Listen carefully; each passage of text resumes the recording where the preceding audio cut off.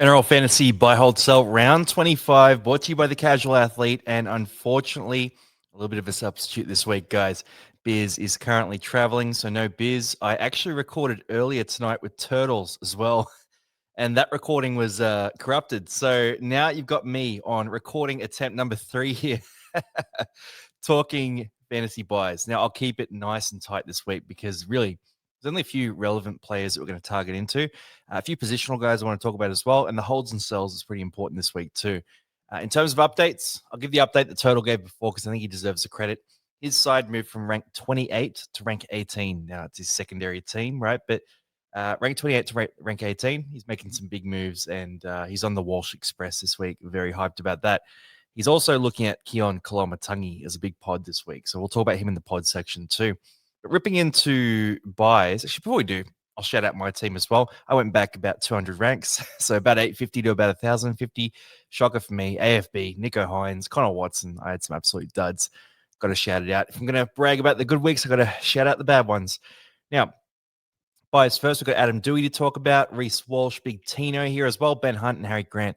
Now, I've broken these down in terms of sort of brackets there for price. So 700K plus for Dewey, 6, 5, 400K, and then Harry Grant is that hooker option if you're looking at moving Connor Watson on.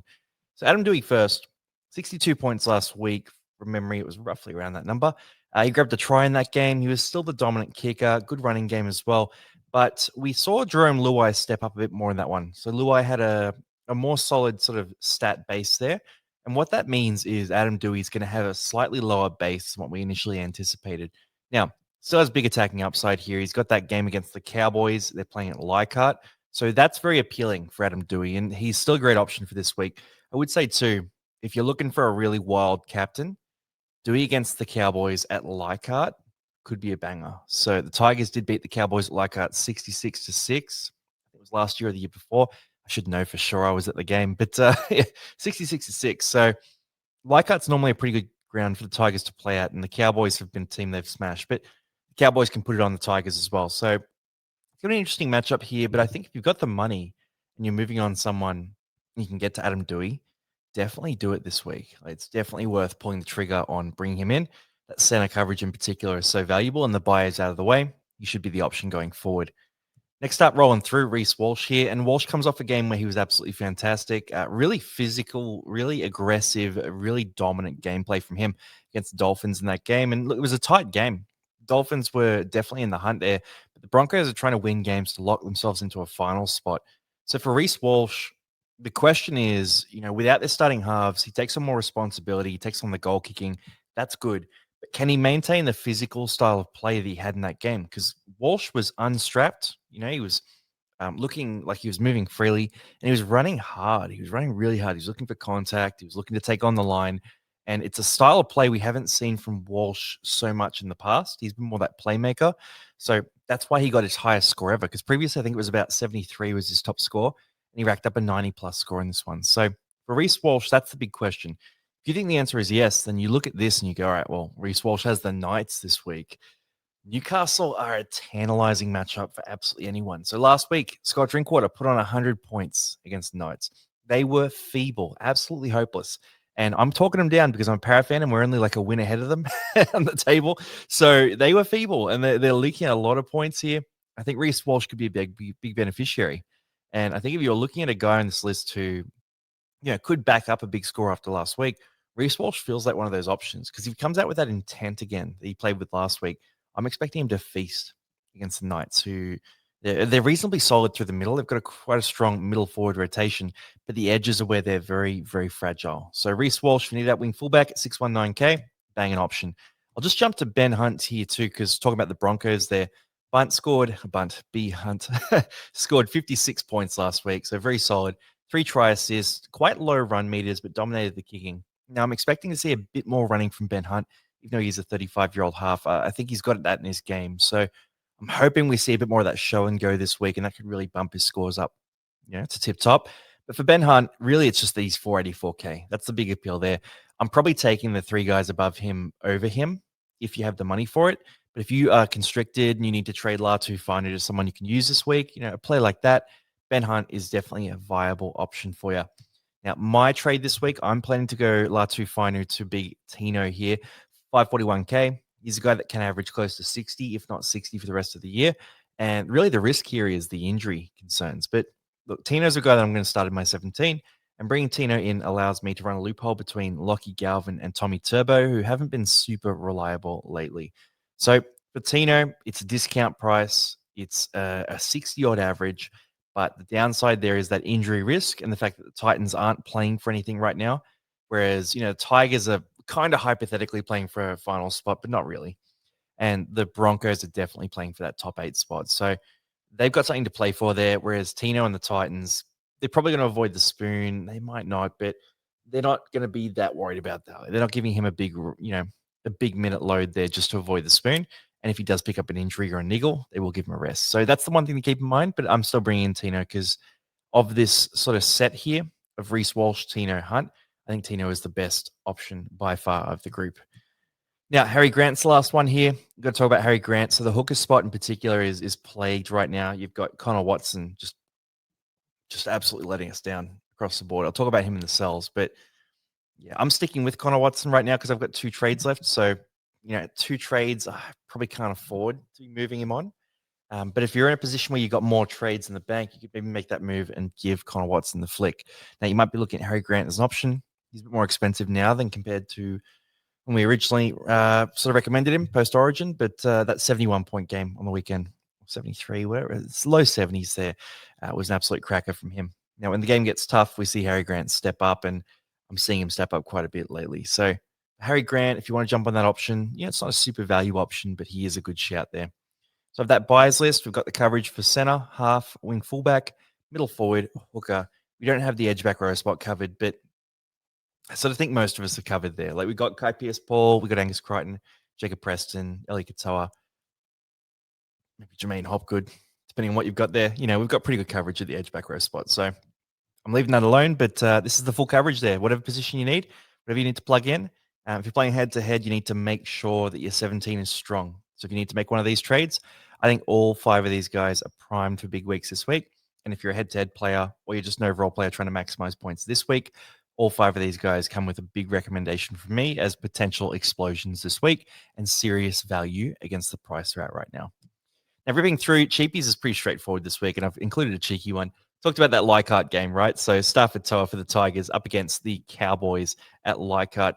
Now, last time around when they played this matchup, I remember Stafford Toa going 100 plus, went absolutely massive. At the time, he was up against Valentine Holmes, but it really doesn't matter who's up against here because in that matchup, he was absolutely dominant. Now, this one's more just me shouting out a bit of superstition.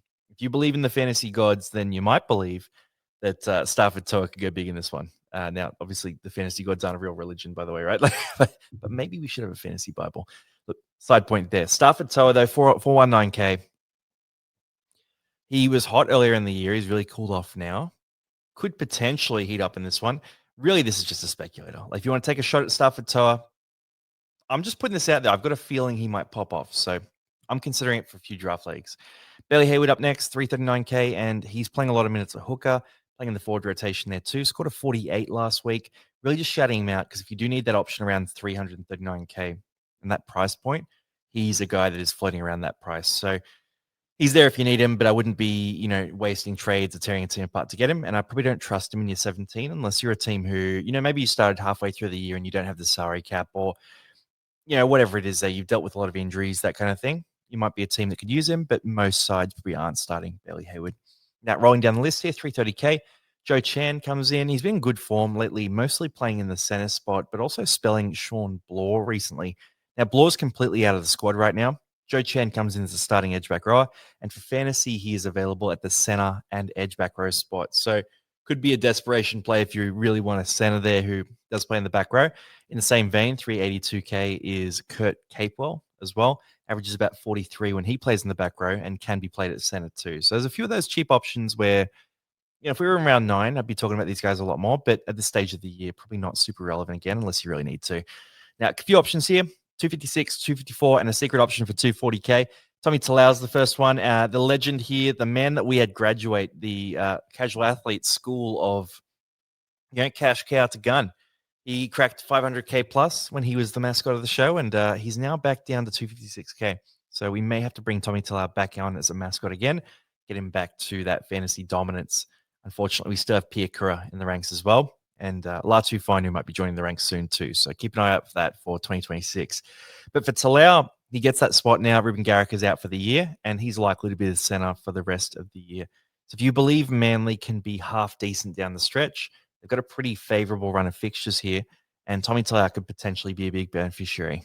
Dual position as well. So again, if you need someone at 256K, go ahead. I've got a little cheeky pod team that I run, and that team brought in Tommy Talau this week just for fun. Then Jacob Halangahu, I'll shout him out here. He is starting again this week. Last week scored a 49 in about 65 minutes, and the bench looks pretty favorable. The issue is Jaden Sewer does come back round 26, round 27. So Halangahu is unlikely to maintain that spot long term, but if you're desperate for a play this week, he could be a shout this round. The other one was Jaden Hunt, by the way. Not a great option, like a 31 average in 70 minutes, but at the Broncos, 240K. If you're desperate, you're desperate. Now, on the pods list here, we got Koloamatangi starting things off. 729K for Koloamatangi. And look, there's pluses and minuses to this. So the obvious minus, and the reason why he's going to stay a pod, is they've got a buy in round 26 at South Sydney. So we've got 3 rounds left. One of those, Koloamatangi, is definitely out. He's also coming back from injury this week as well, and he's in a South Sydney side that aren't really playing for much right now. The plus is that he's been named as the starting prop, and it's the week before a bye. So if they were going to give him a rest, if he was on the fence, they probably wouldn't have played him this week. So from my perspective, Koloamatangi is a really interesting little pod, and really only of interest for coaches who have insane depth, maybe don't have any other South Sydney players, and want to have that loophole available for round 26. Now, this is something that Turtles talked about in depth on our first recording. Unfortunately, the file it's terrible. The sound quality came through so bad. It's my fault, not Turtles, by the way. But I'll try and replicate what he's talking about here. So he's talking about Koloamatangi as a great loophole for round 26. That potential to go 80 plus in round 25 and round 27, which he has done in the past back to back, could be one of the only pods left, right? One of those big 60 plus average pods. No one else jumps on for a good reason. So Koloamatangi is the pot of pods this week, and there's very high risk attached to this, but there's also potentially a high reward if you're a side that has insane depth. Now, you need to have great depth for this to work, but it could be a play for you. Rolling through, Kotoni Staggs up next, 627K, and this is, again, just a real speculator. A lot of this list is, so Kotoni Staggs and Jeremy Marshall-King, very streaky options, very, boom or bust options here at the center spot and at the hooker spot. Both coming off pretty good games there, but with Kotoni Staggs up against Newcastle, their edges were very fragile last week. I'm expecting Staggs to have a big day in this one and step up. So, look, if you wanted to take a speculator, I'm not getting Staggs. I'm not even really considering it, but he's one of those pods that could go 80 plus, 90 plus for you at the center spot and could be a real smoky in a Broncos side that is hot and has something to play for right now. So very attractive there. And then Marshall King at 631K had a big game last week, scored that try, scored about 64 points. He has had games anything between 20 and 80 recently. So it's a full roller coaster here for Jeremy Marshall King. But if you're jumping on him, you're ready for the roller coaster and you're ready to live or die by the JMK. So again, real speculator. If you want to take a shot at that, fire away. Dolphins are relatively under strength, so that hurts them in terms of performances, but it helps in terms of minutes here for JMK. Now, Dave Clemmer and Alex Twal are two options that are normally a bit more stable, normally a bit boring. Guys that we were talking about for fantasy 5 years ago a lot, but guys we haven't talked about recently. And for Clem Dog here, he's on the back of back-to-back games where he's played 65 plus minutes. So huge minutes here. 4 back-to-back games where he's gone 140 meters plus in terms of running the ball. Back-to-back games with 30 plus tackles as well. So numbers are good for Clemmer. The concern for the Dragons is that they lose Hamish Stewart for the year. Jack DeBellin's out this week. They had all those injuries last week. I think Jaime Sele might be out for a bit too. So they've got a pretty ravaged middle forward rotation. That's good news for Clemmer, though, because his minutes and his production have been very consistent recently. He's been pumping out generally 50-plus scores here. So if you want to take a shot at a super pod, I mean, we're a bit late. We're a bit late if I'm being completely transparent. Like, I didn't see all these injuries coming for St. George. I probably should have because they've had so many this year, but we're probably too late at 622K. And I know a couple of you might have jumped on Clemmer at 450K. You're looking like geniuses if you did, but I actually haven't seen any teams with Clemmer in them. So yet to meet someone who to jump on. If you're a Clemmer owner, by the way, drop a note in the comments there that you jumped on, and I'll tell you, hey, you're smarter than the rest of us. And then Alex Twal is the other option here. We talked a lot about the Tigers bench being relatively light here. So Royce Hunt, not a big minute eater. You got Sukar there as well. Latu Finu coming on, playing in the middle forwards, but not really eating up those big meters for the middle. So Alex Twal as a lock and then as a prop as well when he rotates is in a great position to capitalize. And if you have a lot of trades left, but not a lot of cash, Twal could be one you take a shot at. The issue is he doesn't really string together these sorts of games. So, he's in that same category as a Jermaine Hopgood, for example, where if they get the minutes, they can produce PPM. But are they going to get the minutes is a big question. Both of them have favorable benches, but it's a bit of a speculator. You've got to take a shot on there. So Twal is an option that you could consider, cheaper than Clemmer as well. Probably not one that I'm going to seriously move into, but if you're a 12 fan and you're at the back end of the season, then you might have a think about this one. Ripping into the holds here next, and it's a bit quicker, one-man show, isn't it? This will be a quick episode, but round 25. You want it to be a bit quicker anyway right now. Remember to tune in as well. We do have Rate My Team later as well, and the Thursday show, that's a bit of a laugh. Turtles and Rob will be on that one too. But for holds, Galvin, Mark Noini Isaiah Yeo, King Tongia, and Tommy Turbo. So for Galvin here first, I'm just going to shout this out. He has been pretty hopeless in terms of fantasy production in recent weeks. So 3 back-to-back games of under 70 meters a game. He normally averages around that 120 meters, so well below standard there. Basically no attacking stats over the last 3 weeks as well. We've had scores around that sort of 30 marker there. So been pretty disappointing here, Lockie Galvin. But the question is, do you think the Dogs bounce back, right? If you think the Dogs are going to bounce back in some way, then Galvin is going to bounce back too. But they do have a tough matchup this week, so it's not going to be an easy one. It's going to be one where he has to step up. It's a tough one. I mean, I look at the Dogs team, Connor Tracy comes back, well last week, but they're back to full strength in that regard. The edge that Galvin plays on goes back to normal as well, with Crichton and Karaz hopefully jumping back onto that wing. And hopefully we see Galvin return to the edge that was so effective. But the Dogs, they do love to tinker. They love to tinker. So, maybe they keep tinkering and maybe things stay bad. I'm just hoping that Galvin turns it around. And really, the reason he's on the hold list here is he probably paid about $450K for him. He's not expensive. He is loopable. He plays early in the round, and you can loop and see how he scores and leave him out if he scores poorly, which he has been, or use his score if he goes well. So I'm leaving him in just on price, really, and hope that he can turn it around and get back to regular programming. Mark Nawani Tuase is up next, 504K. And this is really a case of just upside here. Marky Mark, he has some big games in him. He has not been effective recently. That hat trick with a 40, that was one of the worst fantasy games we've seen in a long time. But the games without a hat trick, they've been even lower scores. So for him at 504K, the upside is that he's dual position. He's shown he can go big before. Dan Tupou is missing from the Roosters this week. You got Parramatta, who are a bit hit and miss right now, right there towards the bottom of the table. And there's that chance for him to pop off. So if I had Noani Tuase, I would be keeping him, and I would probably be using him as part of a loophole. So running a loophole with him and someone else in that outside back position. Most coaches can do that.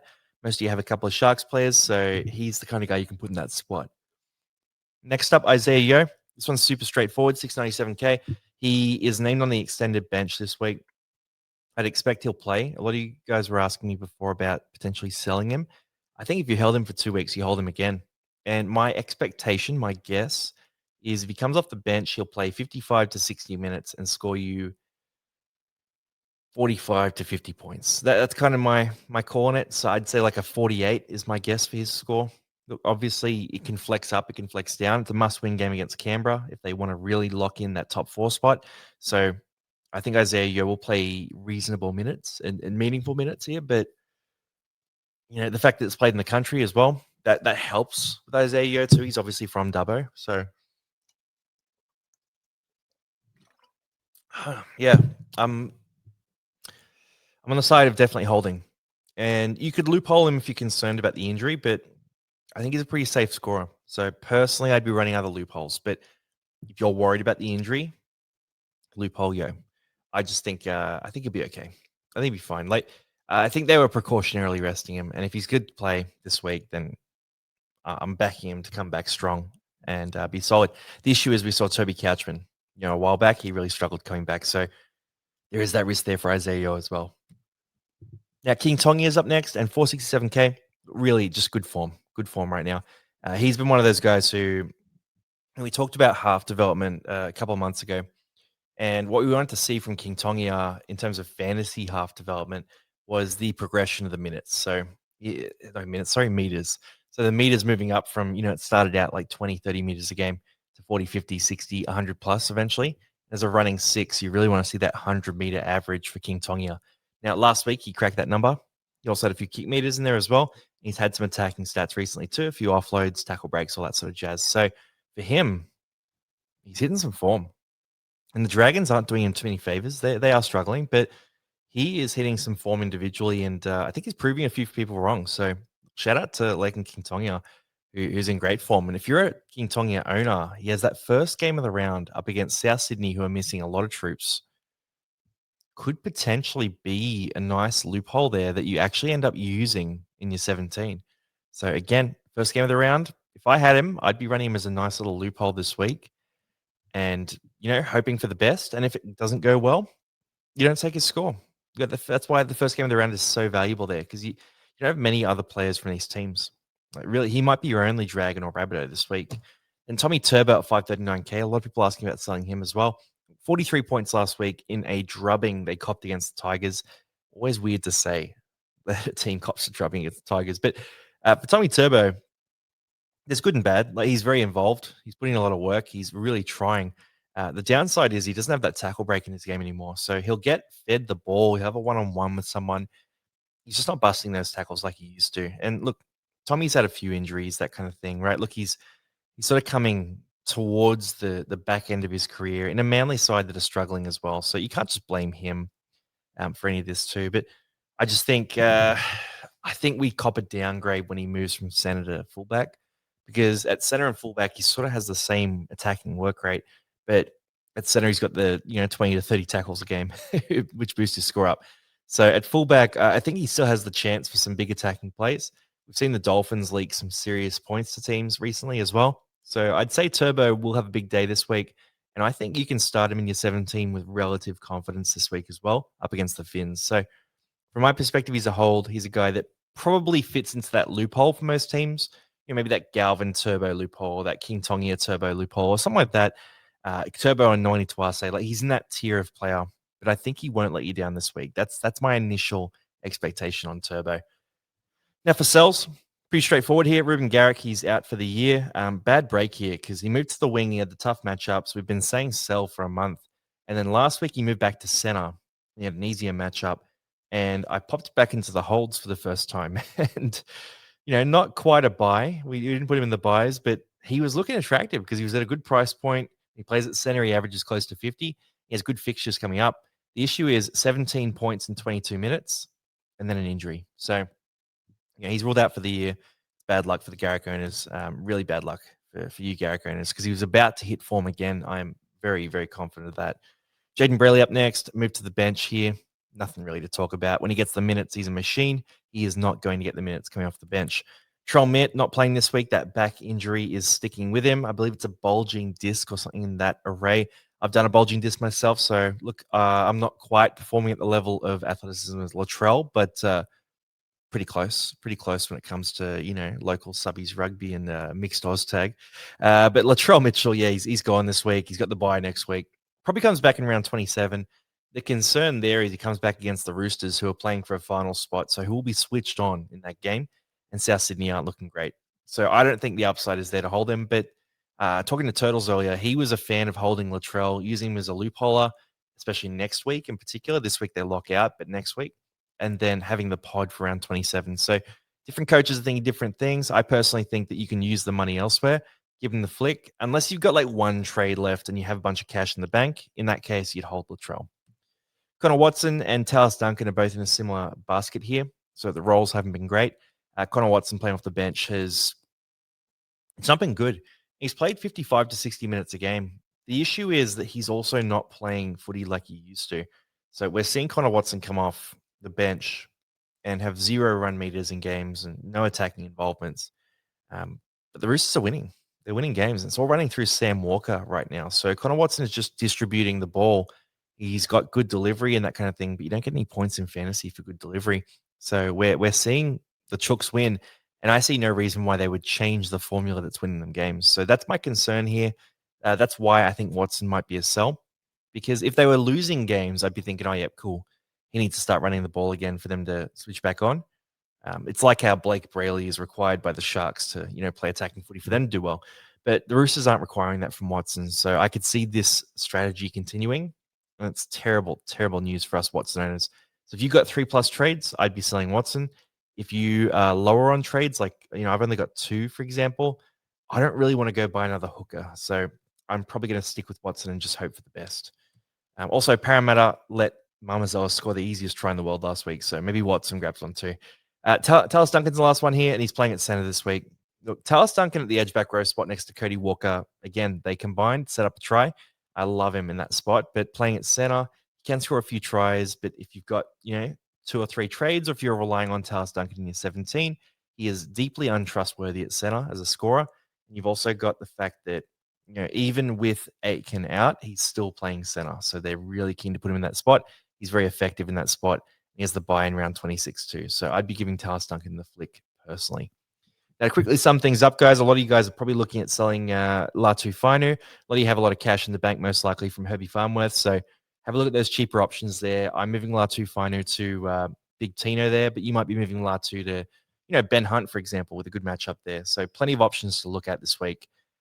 As always, best of luck. We'll be doing Pimp My Team tomorrow. Jump into the Discord. We're doing NFL drafts and that kind of thing too over the next couple of weeks. So if you jump into the NFL chat in the Discord, you can make sure you put your name down for those draft leagues, or just hang out there as well. Anyway, peace, guys. Appreciate you. Always a good time on Buy, Hold, Sell. Quick one this week. I'll see you guys next week. Hopefully we get Biz. If not, we'll get Turtles again and we'll record it properly. All right. Catch your legends. You have a great week and good luck with your end of season.